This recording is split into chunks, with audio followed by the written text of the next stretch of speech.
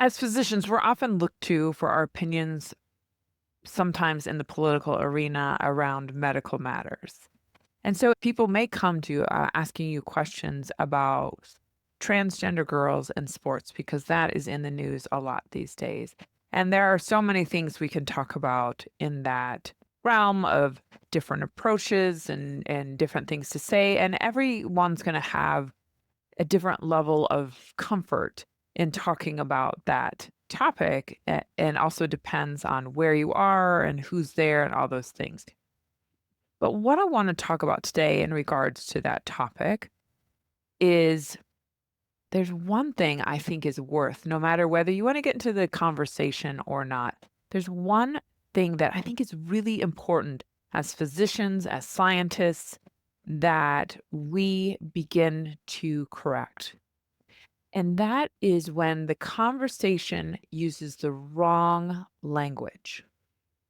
It is important to correct, to make sure that people are talking using the correct language for a multitude of reasons that I'll get into. So often lately, and I've heard this from a variety of people with different political views, that people are using the language letting boys play on girls' sports. I hear that language being used with more and more frequency from a variety of individuals. And I think it's important as physicians and scientists, when we hear that language, it is important to gently correct. We're not talking about boys playing girls' sports. We are talking about transgender girls playing girls' sports. Well, that's what I mean. Yes, but that's different. It's different. Those aren't boys. Those are transgender girls. Well, you know what I mean. It's an important difference because biologically it's different. And you might say, oh, no, Shannon, that's going to create a firestorm. It might, but it's important because, like, let's think about this. If we were doing a research study and say we were going to try to help male basketball players increase their vertical jump, and we had an intervention, and we were going to try this intervention on these male basketball players and see if it increased their vertical jump. And so in the study, we were talking about who was included. We would not include transgender women in this study. Why? Because it adds a different variable. It changes our study. It's going to skew our data. Why? Because biologically speaking, transgender women are different than cisgender males. So in doing the study, to keep it pure, remember, we don't want more variables because then we're measuring different things and we're not going to know what made the difference. We want the least number of variables as possible. So if we're doing the study on cisgender males, we're not going to include transgender women in it, even though they were assigned male at birth, because it adds a different variable. And so that's the best way I can explain it. That right there demonstrates that biologically speaking, it's not the same thing. We recognize it's not the same thing. And we're beginning to recognize it through research. Last October, the British Journal of Sports Medicine put out a research article that looked at athletes that were cisgender men, cisgender women, transgender men, transgender women. The transgender athletes had to have been on hormone therapy for over a year. And they compared different physical attributes.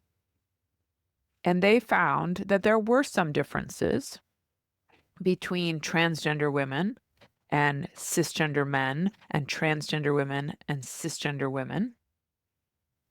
And some of them, like, for example, transgender women tended to be taller than cisgender women in general. But there were things like the respiratory capacity to breathe out. In medicine, it's the FEV1 was decreased in transgender women compared to cisgender women, which would give cisgender women a respiratory advantage, especially so in an aerobic sport like running, it would give them an advantage. Now, this was a small study. I wouldn't like it suggests that you would need more research to really understand why and to replicate the information, but it would indicate that there would be an advantage to a cisgender woman over a transgender woman in aerobic activity. The point is, if it tells you anything, is that there are differences. So this study demonstrates there are differences between cisgender men and transgender women.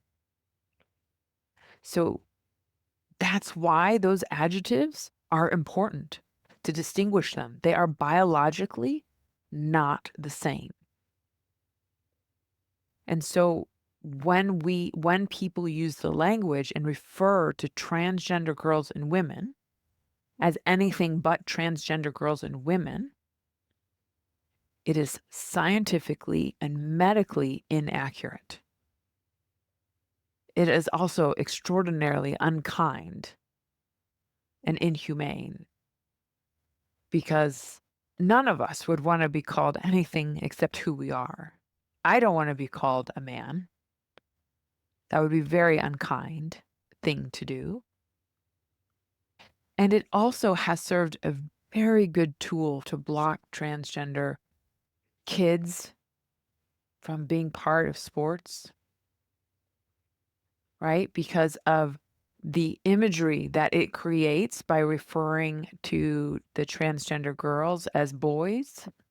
The imagery it creates has really helped to garner support for the ban of transgender girls in sports. And enough so that people are supporting a ban of transgender girls and women in sports, of all sports.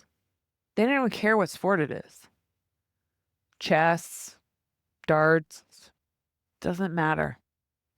Doesn't matter what it is. They've garnered a great level of support because of the imagery by using that language, which isn't even accurate. You, as a physician, may have different views of transgender athletes in sports. And if you do, I hope you take the time to talk to me so we can have a conversation. I'd love to talk to you about it. And regardless of what your viewpoint is, I think what we all can agree on is that language matters.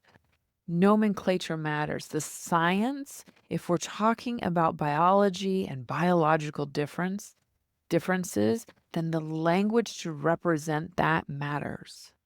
And the biology of transgender girls and women cannot be represented by other language than transgender girls and women.